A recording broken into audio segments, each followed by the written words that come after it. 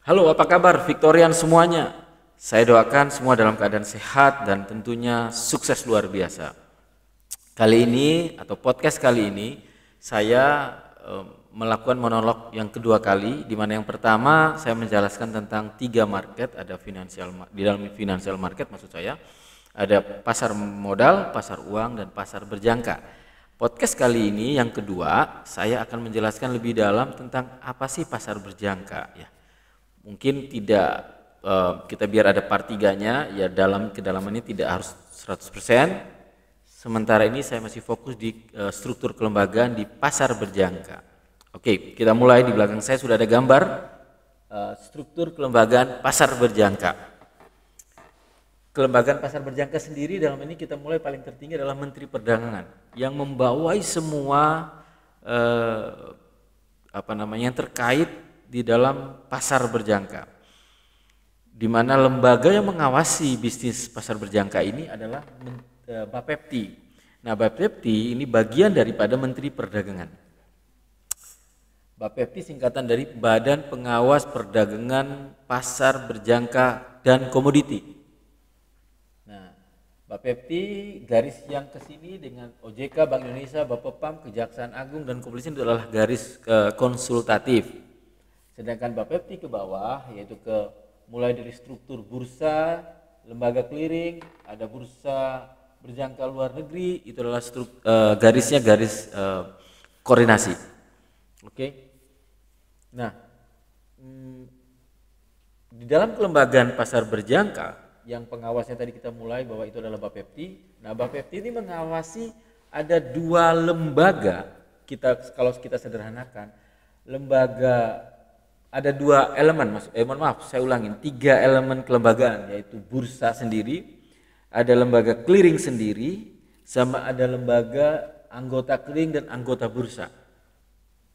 Oke, saya ulangin, di dalam Bapepti mengawasi ada 3 elemen kelembagaan di dalam under daripada Bapepti tersebut, atau Bapepti mengawasi kelembagaan apa saja, undernya ada 3 elemen, yaitu kalau saya bahasakan ya, yaitu bursa sendiri, ya, lembaga bursa, kemudian lembaga clearing, kemudian yang ketiga adalah lembaga anggota bursa dan anggota clearing itu sendiri.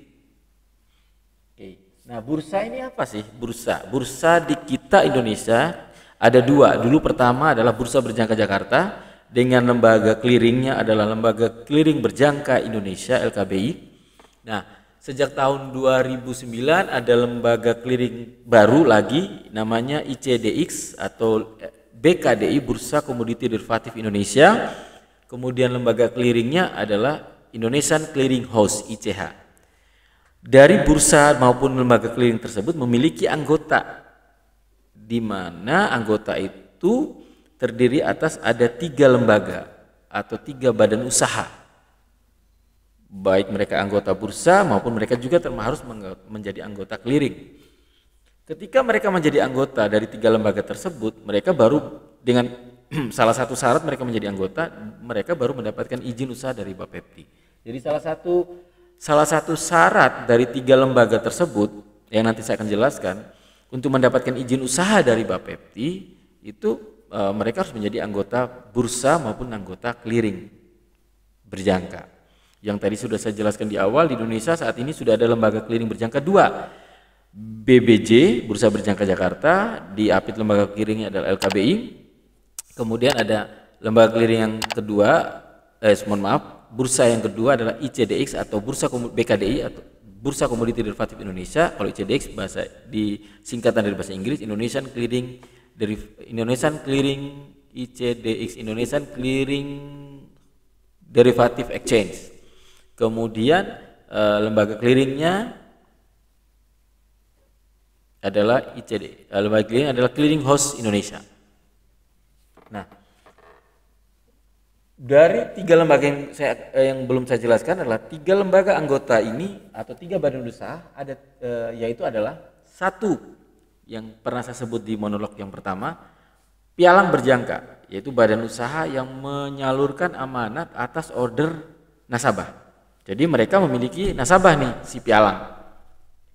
Ini Dari bahasa undang-undang ada pialang anggota clearing, ada pialang bukan anggota clearing. Tapi kebanyakan pialang rata-rata anggota clearing. Memang paling wajib adalah dia harus anggota bursa. Kemudian kalau pialang yang bukan anggota clearing, dia akan mengikuti kalau transaksinya dia jaminannya dia mengikuti pialang berjangka yang anggota clearing. Biasanya begitu. Kemudian ada yang namanya pedagang berjangka. Oke, ada lagi. Nah ini ada tambahan. Berarti bukan 3, mohon maaf. Yang menjadi anggota bursa badan usaha ini bukan 3, sorry, ada 4. Yang saya ulangin, pertama ada pialang berjangka, ya, yaitu badan usaha yang menyalurkan amanat nasabah. Kedua, pedagang berjangka, badan usaha yang menyalurkan amanatnya sendiri. Jadi dia sendiri nih, pedagang nih, selaku pedagang. Yang ketiga, penasihat berjangka. Dia boleh memiliki nasabah tapi bukan menyalurkan amanat, tapi memberikan nasihat tentang apapun yang terkait dengan bisnis berjangka. Biasanya nasihat analisa, nasihat berita, informasi berita, pergerakan harga dan seterusnya. Kelembagaan dia ke sana. Yang keempat adalah sentra dana berjangka yang kemarin saya pernah jelaskan, yaitu badan usaha yang mengumpulkan dana masyarakat. Dikumpulin, bukan menyalurkan amanat nasabah tapi mengumpul dana masyarakat. Dia punya kewenangan untuk mengumpulkan dana masyarakat. Kemudian dia kelola, dia putar di mana nih? Di pasar berjangka. Oke, di produk-produk yang ada di dalam pasar berjangka. Jadi sudah paham ya, ada 4 lembaga, saya ulangi. Sentra dana berjangka, penasihat berjangka, pedagang berjangka, dan pialang berjangka. Nah kemudian di lapangan yang sudah ada apa nih? Berdasarkan pengetahuan saya, di lapangan yang baru ada 2 lembaga ini, yaitu pialang berjangka dan pedagang berjangka. Oke, sedangkan penasihat berjangka dan sentra dana berjangka sampai hari ini belum ada di Indonesia. Oke, nah tapi ini kok sudah ada, ini sesuai dengan struktur yang termaktub dalam Undang-Undang Nomor 32 Tahun 97 tentang pasar berjangka dan kemudian di amandemen Nomor 10 Tahun 2011 tentang pasar berjangka. Kurang lebih seperti ini struktur kelembagaannya. Sudah diatur, sudah disiapkan payung hukumnya. Tinggal pelaksanaannya. Sampai hari ini baru ada pedagang berjangka dan pialang berjangka di Indonesia. Oke. Nah, artinya sekali lagi kita sedari pengertiannya saja, pialang berjangka menyalurkan amanat nasabah. Pedagang berjangka menyalurkan amanatnya dirinya sendiri. Sedangkan penasihat berjangka memberikan advice transaksi bisnis. Yang keempat, sentra dana berjangka mengumpul dana masyarakat, kemudian dia mengelola di pasar modal dan dia menjanjikan keuntungan. Dari statement saya ini bisa diketahui bahwa yang hadir di Indonesia baru ada dua lembaga, pialang dan pedagang. Bisa kita simpulkan sementara adalah berarti belum ada lembaga yang punya kewenangan untuk mengumpulkan dana masyarakat kemudian menjanjikan keuntungan sekian persen per bulan kepada masyarakat. Belum ada. Secara hukum sudah diatur, tapi secara fakta belum ada di Indonesia. Yaitu apa? Badan usaha namanya apa? Sentra dana berjangka. Kalau di pasar modal sudah ada reksadana, namanya secara hukum istilahnya reksadana. Perusahaannya macam-macam, ada dana reksa dan seterusnya. Tapi kalau di pasar berjangka, sentra dana sampai sekarang belum ada. Artinya lagi, perlu saya tegaskan, berarti belum ada perusahaan yang berwenang menjanjikan keuntungan kepada nasabah, mau itu per bulan, mau itu per tahun, belum ada. Secara hukum peraturan perundangan sudah diatur, tapi secara kenyataan belum ada perusahaan yang berhak atau memiliki wewenang untuk menjanjikan keuntungan, untuk memberikan keuntungan kepada masyarakat. Belum ada. Oke, kita sudah paham di sini ya berarti. Jadi sekali lagi, kalau pialang tugasnya hanya untuk menyalurkan amanat nasabah atas order jual beli yang diperintahkan oleh nasabah. Itu aja tugas pialang, siapapun nama pialang itu. Kemudian pedagang menyalurkan amanatnya sendiri. Poinnya di situ. Untuk kepada teman-teman Victorian mengetahui konstelasi khususnya di pasar berjangka. Nah, yang berikutnya mungkin di part 3, tapi saya kasih sekilas tentang di pasar berjangka sebenarnya ada 2 pola model transaksi sebenarnya. Saya ulangi, ada 2 pola. yaitu yang pertama yaitu model transaksi yang namanya multilateral. Yang kedua namanya bilateral. Kalau multilateral, kalau dibahasakan sederhananya adalah kayak orang lelang. Tergambarkan dalam struktur ini. Jadi umpama nih, nasabah, biasanya ini untuk multilateral, ini transaksi khusus biasanya komoditi. Biasanya komoditi fisik. Ada penyerahan fisik, walaupun juga bisa tidak ada penyerahan fisik. Begitu. Contoh, komoditi emas. Selama ini sudah ada transaksi komoditi emas, yaitu emas yang bersama dengan emas antam. Ada penyerahan nih umpamanya, pembelian emas 1 kilogram. Atau ada yang punya emas 1 kilogram, dia mau jual. Oke. Melalui nasabah, melalui pialang, anggota clearing. Kemudian memberi nasabah bilang ke pialang bahwa dia mau jual emasnya nih, komoditinya. Oke. Kemudian pialang menyampaikan melalui ke bursa, kemudian bursa menginformasikan di hall-nya bahwa akan ada harga emas yang mau dijual di harga sekian. Secara otomatis semuanya sekarang sudah buy online. Kemudian diinformasikan nih harganya. Kurang lebih penjelasan kurang seperti itu. Nah, ketika sudah ditawarkan dalam sebuah sistem informasi harga yang ada di bursa terkait, apakah itu ICDX maupun Bursa Berjangka Jakarta. Nah, kemudian anggota dari bursa, apakah itu pialang itu sendiri, di mana nasabahnya di pialang itu sendiri, atau si pedagang, atau si sentra dana berjangka yang melihat harga itu bagus, kemudian mereka untuk beli, mereka mau beli itu barang nih, itu komoditi yang tadi dijual oleh salah satu nasabah yang di salah satu pialang tadi. Nah, terjadilah kalau di dalam pasar real biasanya namanya lelang, terjadi lelang tuh. Jadi ada informasi harga, di harga sekian siapa nih mau beli nih. Nah, bedanya di sini semua tersistem secara otomatis, secara online. Ya. Jadi nanti siapa yang beli di antara anggota-anggota bursa ini, nanti terciptalah namanya the best price, mana harga yang akan kemudian diambil oleh entah itu pialang tersebut mewakili sebagai nasabahnya, atau itu pedagang sendiri mewakili dirinya, atau sentra dana mewakili dia sendiri yang dimana dia mengelola uang masyarakat. Itu yang terjadi di market. Itu namanya multilateral. Jadi dari satu informasi harga, semua bisa melakukan pembelian dari harga yang diinformasikan dari komoditi yang dijual. Begitu sebaliknya, kalau nanti ada yang mau membeli, berarti akan ada informasi siapa yang mau menjual. Jadi kurang lebih itu model perdagangan multilateral yang ada di pasar berjangka. Jadi di pasar berjangka kita ini ada dua model. Kenapa bisa seperti itu? Karena model multilateral itu lahir ada karena yang ditransaksikan adalah komoditi-komoditi atau produk-produk yang memang lahir dari Indonesia sendiri. Ya tadi seperti komoditi emas, antam, produk dari Indonesia, komoditi olein, minyak yang dari kelapa sawit tersebut itu dari Indonesia dan seterusnya. Oke, sehingga terjadilah nih yang punya komoditi sama yang mau membutuhkan komoditi, sama ada pihak lain mungkin dari nasabah di antara pialang yang tujuannya untuk spekulasi dari pergerakan harga yang terjadi di komoditi tersebut. Oke, itu multilateral. Kemudian ada lagi yang namanya model bilateral. Bisa kita geser di slide bilateral. Nah, bilateral itu istilah hukumnya adalah SPA, sistem perdagangan alternatif. Aturan terkait payung hukumnya ada di SK dari tahun 2005, kemudian telah direvisi di 2006 dan perkembangan terbarunya ada SK-SK terbaru yang terkait tentang sistem perdagangan alternatif. Next.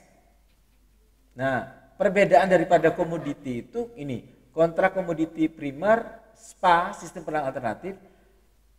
Kontrak komoditi primer atau multilateral itu kebiasaan mekanisme transaksi multilateral. Biasanya itu transaksi tersebut pasti terjadi di dalam bursa. Kalau kita ibaratkan persis di pasar modal, jadi ada saham betul, lihat di pasar modal itu multilateral kalau di bisnis kita, bisnis pasar berjangka. Yaitu kenapa? Karena ya produknya yang terjadi di Indonesia kemudian dijual di dalam bursa Indonesia, yaitu Bursa Efek Indonesia. Jadi Kalau multilateral itu biasanya dalam bursa dan produknya adalah komoditas. Cara transaksinya sekarang di Indonesia, zaman dulu open outcry, jadi teriak-teriak ya. Kalau kita lihat TV zaman dulu, kalau di bursa itu di hallnya ada yang teriak-teriak. Kalau Indonesia sekarang sudah modelnya elektronis, online, real time. Nah, kalau SPA yang ditransaksikan adalah finansial cenderungnya. Komoditas pun, kalaupun komoditas bukan fisik. Kayak kalau mau trading emas, tidak ada fisiknya sama sekali. Kalau di komoditas di transaksi multilateral ada fisik, bisa penyerahan. Jadi Anda sebagai investor nantinya bisa mendapatkan fisik itu emas di transaksi multilateral. Ada di Indonesia, ada di bursa kita sebenarnya. Cuman pengetahuan saya selama ini tingkat activity interaksi transaksi daripada komoditas tidak sebesar transaksi di SPA, yaitu transaksi forex, indeks saham, kemudian komoditas yang tidak memiliki yang tidak menggunakan fisik itu cenderung ramai di transaksi SPA, dan yang terjadi di bursa Indonesia itu yang terjadi banyaknya transaksi itu banyakkan transaksi di SPA. Nah, bilateral saya jelaskan lagi di bilateral lagi. Bilateral itu tidak di dalam bursa, transaksinya di luar bursa. Kok bisa? Forex itu kan bukan produk Indonesia. Forex itu kita ambil dari bursa dari luar sana, kemudian didaftar, kemudian ditampilkan di bursa kita. Jadi bukan produk yang memang produk komoditas seperti tadi di multilateral. Jadi beda. Jadi kalau istilahnya terbisnis adalah over the counter, OTC. Jadi di luar bursa, online, betul, cara transaksinya online, real time, mekanisme transaksi bilateral, dan di luar bursa tempat transaksinya, kemudian finansial. Nah, di luar bursa harus begitu gimana Pak? Kalau trading forex berarti selama ini transaksi forex dan yang lain di luar bursa? Iya. Kita lihat next berikutnya. Bagaimana model strukturnya? Ini di luar bursa. Ini model sistem struktur yang lama. Jadi bursa ya, bursa ini ada BBJ, ada yang lain. Nah, itu bisa di kursornya ditunjukin BBJ. Nah, itu maksudnya bursa ya, ada sekarang BBJ, ada ICDX ya. Jadi dulu ini yang dulu nih BBJ. Nah, BBJ bursa ini fungsinya di SPA ini hanya sebagai pencatatan. Jadi semua transaksi yang dilakukan oleh penyelenggara SPA dan peserta SPA yang transaksi dilakukan oleh nasabah itu semua dilaporkan dan tercatat di bursa. Dan juga clearing tentunya akan ada, karena ada jaminan transaksi, dana jaminan transaksi. Siapa sih penyelenggara SPA? Pedagang SPA. Pedagang. Yang tadi kita lihat struktur di awal, di situ kan ada 4 nih. Pialang berjangka, pedagang berjangka, penasihat berjangka, dan sentra dan berjangka. Nah, ternyata SPA ini yang penyelenggara SPA yang mestinya penyelenggara sistem transaksi itu kan adalah mestinya bursa nih. Tapi di SPA yang melakukan adalah pedagang. Bukan bursa. Bursa hanya fungsi informatif dan pencatatan. Jadi semua transaksi ini mereka lapor ke bursa dan clearing, didaftarkan semuanya. Artinya nasabah A nih ada transaksi euro, itu ada tercatat di bursa karena sudah dilaporkan oleh pialang dan SPA. Oleh pialang dan pedagang. Pedagang selaku penyelenggara SPA, pialang selaku peserta SPA. Gitu. Ini jelaskan. Pasti ada pertanyaan dari pemirsa, ya. Silakan di komen di dalam di YouTube kita ada pertanyaan. Next periode kita akan ada monolog lagi. Saya akan menjawab pertanyaan-pertanyaan dari teman-teman Victorian. Saya kira sementara kali ini begini dulu supaya biar timbul ada pertanyaan-pertanyaan, biar juga akan ada monolog berikutnya. Jadi saya pikir saya cukupkan penjelasan saya sementara ini, biar lebih banyak yang mau bertanya ya. Sekali lagi sebelum saya tutup, inilah struktur SPA. Jadi di bisnis perdagangan berjangka model transaksinya adalah 2, yaitu multilateral dan bilateral. Kenapa seperti itu? Silakan nanti saya jelaskan di monolog berikutnya. Oke, sekian, ini udah 10 menit nih kurang lebih ya. Saya kira cukup. Sekali lagi buat teman-teman Victorian, Pahamilah setiap bisnis yang bakal Anda geluti, karena kata Robert Kiyosaki ya menyatakan bahwa kalau kita ingin mendapatkan penghasilan yang lebih banyak, maka berinvestasilah. Tapi investasi itu memiliki risiko. Terus bagaimana? Kenalilah risiko itu. Hari ini kita sama-sama bagian dari kita untuk mengenali risiko, mengenali bisnis yang siapa tahu dari teman-teman Victorian bakal pingin melakoninya, menjalaninya untuk menjadi investor. Mau itu di pasar berjangka, pasar modal, dan pasar uang. Kenalilah semua risiko setiap bisnis yang akan Anda geluti. Terima kasih dari saya, salam sehat buat teman-teman Victorian dan salam sukses luar biasa. Thank you.